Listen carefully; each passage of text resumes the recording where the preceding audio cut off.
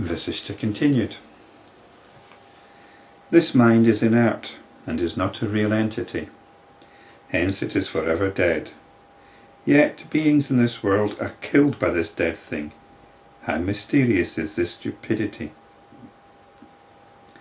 The mind is the dealer in notions, in ideas, and we can see the power that ideas have, the power that notions have.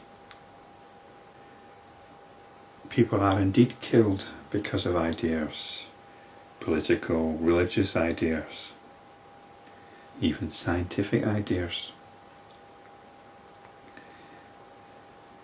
But on a personal level, we ourselves are killed by these ideas. Our intrinsic being is killed, or at least overshadowed, by limited notions of ourself. Our sense of being is killed, but that can be resurrected or rediscovered. Perhaps not killed, although it might as well be for many people, but it can certainly be completely overshadowed. And what are these ideas? Do ideas have reality? Do notions have any reality? I think if you're a materialist, you're in quite difficult waters these days. If you've got an online banking account, for example, where's your money? Well, in fact, look at money. Is money real? Certainly, it can seem to provide us with things which are real, but is money itself real? Money is nothing more than an idea. It's a notion that we all agree to live in accordance with. If you've got an online banking account, then your money's even more abstract. It's existing in binary digits somewhere on somebody's computer. That's your money. How real is that? In some ways it's very real, but essentially it's not real at all. And the mind is like this. The mind is the purveyor of notions. It's got no self. The mind has no self, no body, no support, and no form. Yet by this mind is everything consumed in this world. It's consumed in a very fundamental sense. The whole world is consumed, parcelled into notions, into limited notions, into objects, into people, into relationships. This indeed is a great mystery. He who says that he is destroyed by the mind which has no substantiality at all, says in effect that his head was smashed by the lotus petal. To say that one can be hurt by the mind which is inert, dumb and blind is like saying that one is roasted by the heat of the full moon. The hero who is able to destroy a real enemy standing in front of him is himself destroyed by this mind which does not even exist.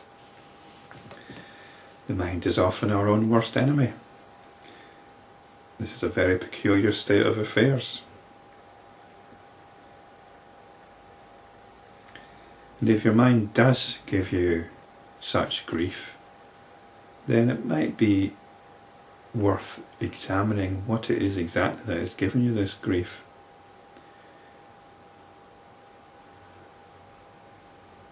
Because it doesn't have any reality whatsoever. It's rather like hearing voices, seeing things. It's one vast hallucination. And if we can look into this, if we can truly examine this while staying in touch with our own sense of being, then we can weaken its power. What is the power of that which has been put together by thought, whose very existence is false, and which is found to be non-existence, and which is found to be non-existent when its existence is inquired into. So we look into it. So I think this section is really about inquiry, not so much self-inquiry, but just looking at things, inquiring into our basic assumptions, our basic notions. Stupidity and ignorance alone are the sources of all sorrow in this world. This creation has been brought about only by ignorance and stupidity. In spite of knowing this, it is indeed strange that this unreal and false non-entity is sought to be strengthened by living beings. We think the mind's a good thing, don't we? We think education's a good thing. It clearly is up to a point, but we've got to get it into perspective and stop believing in the things that we educate ourselves with. Get in touch with our own sense of being. Because this mind has a stranglehold on us. And what we really need to learn is how to free ourselves from this stranglehold. And we do this by realizing the notional nature of the mind, just as we realize the notional nature of the body. This world illusion can be compared to the imagination of the hero who thinks that he is bound by the invisible chains that issue from the eyes of his enemy, and that he is harassed by the invisible army created by the mere thought of the enemy. It's all a hallucination, basically. This world, thus conjured up by the non-existent mind, is also destroyed by another equally non-existent mind. This illusory world appearance is none other than the mind. He who is unable to understand the true nature of the mind is also unfit for being instructed in the truth expounded in the scripture. The mind of such a person is unable to grasp the subtle truth of the teaching expounded in the scripture.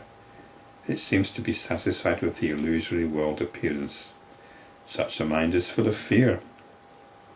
It is afraid of the melodious sound of the veena, and it is even afraid of a sleeping relative. It is frightened by hearing someone shout aloud and flees that spot. The ignorant man is completely overcome by his own deluded mind. This seems to be particularly pertinent to people living in modern society. We have fear all around us, insecurities about ourselves, fears about the safety of our children. It's something that the media of the consumer society is eager to promote. A man is burnt by his own mind which is in his heart, which is as virulent as poison, though it is mixed with just a little happiness. He does not know the truth, for he is foolishly deluded by the mind. This indeed is a great mystery.